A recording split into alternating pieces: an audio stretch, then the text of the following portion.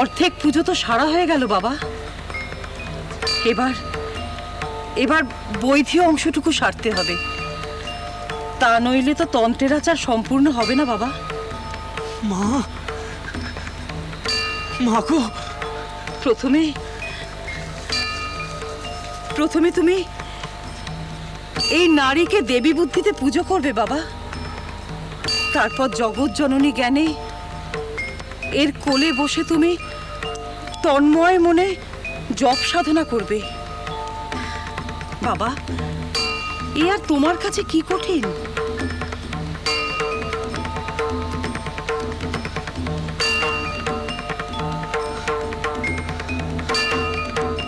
মা,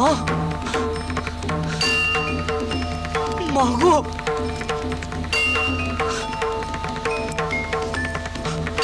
মারে, তুই তো শরণাগতকে একই আদেশ করছিস মা, একই আদেশ করছিস।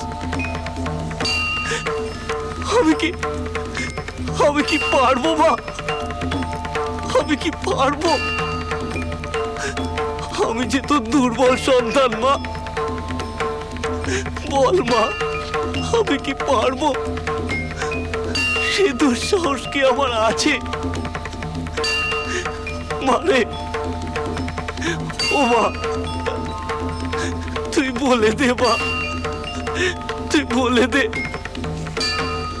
তুই ছাড়া আমার যে আর কেউ নেই মা, কেউ নেই।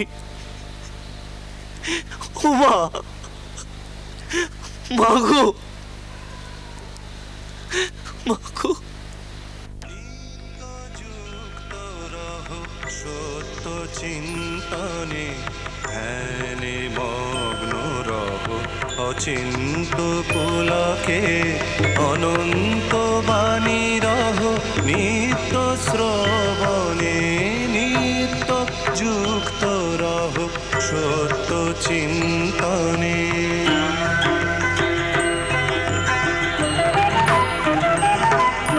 মায়া প্রপঞ্চ সব আনে প্রলোভন, মায়া প্রপঞ্চ সব আনে প্রলোভন, অলিক অনিত্য সব ধন মান জন, জ্বালাও প্রাণ শিখা নিত্য মননে, জ্বালাও প্রাণ শিখা নিত্য মননে, নিত্য যুক্ত রহ, সত্য চিন্তনে ধ্যানে মগ্ন রহ, অচিন্ত পুলকে অনন্ত বাণী লহ, নিত্য শ্রবণে।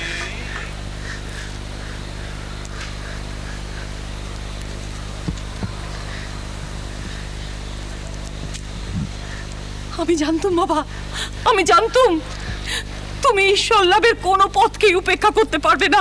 আমি জানতুম বাবা, আমি জানতুম। আমি এক্ষুনি মাকে প্রস্তুত করে নিয়ে আসছি বাবা, আমি এক্ষুনি মাকে প্রস্তুত করে নিয়ে আসছি। এসো এসো আমার সঙ্গে।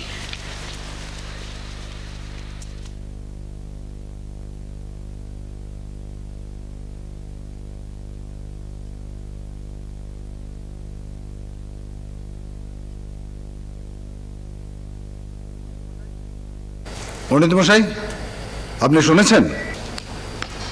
কি বিষয় বলছেন মথুরবাবু? ওই ভৈরবী ব্রাহ্মণী নাকি তন্ত্র সাধনা করাবার জন্য বাবাকে পঞ্চবটিতে নিয়ে গেছেন। সে তো কদিন নিয়ম করেই যাচ্ছেন রাত্রিবেলা। আপনি জানতেন না? রাত্রির নির্দিষ্ট জমে মুন্ডাসন ছাড়া তো তন্ত্র সাধনা হয় না।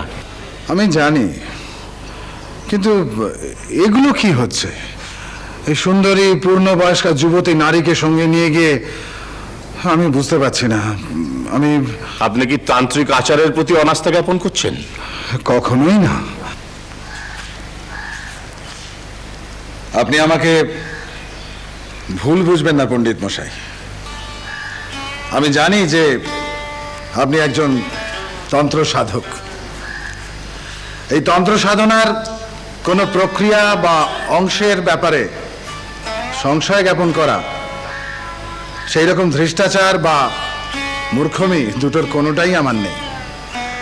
আমি শুধু ভাবছি যে বাবা আমাদের সরলমতি অপাপবিদ্ধ মানুষ, তাকে এইরকম তন্ত্র সাধনার ক্ষুরোধার পথে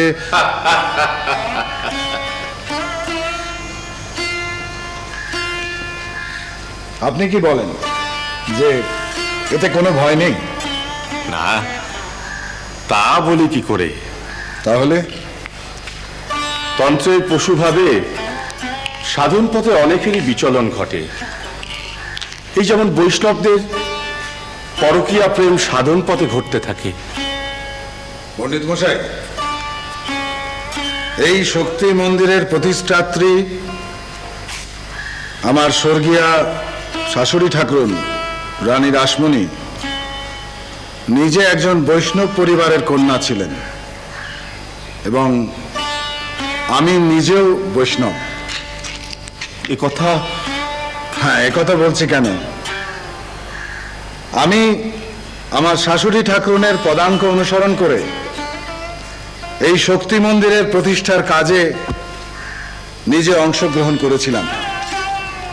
বৈষ্ণব বা শাক্ত এই তর্কের তাত্ত্বিক মতান্তরের কথা মাথায় না রেখে, সুতরাং এই দ্বন্দ্বের অবতারণা যত কম থাকবে ততই আমি নিরাপদ বোধ করি। যুগের প্রয়োজনে এই মন্দির প্রতিষ্ঠা হয়েছিল। বিধর্মের বিজাতীয় অনাচারের থেকে স্বধর্মের মেরুদণ্ডটিকে রক্ষা করার জন্যে এই জাগ্রত শক্তিরূপিণী মায়ের পায়ে আমরা সকলেই নিবেদিত প্রাণ। তবে তো সব ঠিক পথেই চলছে মথুর বাবু, কোথাও তো কোনো সংঘাত, কোনো সংশয় নেই। শক্তি স্তবেই তো আমরা বলেছি, ইয়া দেবী সর্বভূতেষু শক্তি রূপেণ সংস্থিতা নমস্তস্मै নমস্তস্मै নমস্তস্मै নমো নমঃ।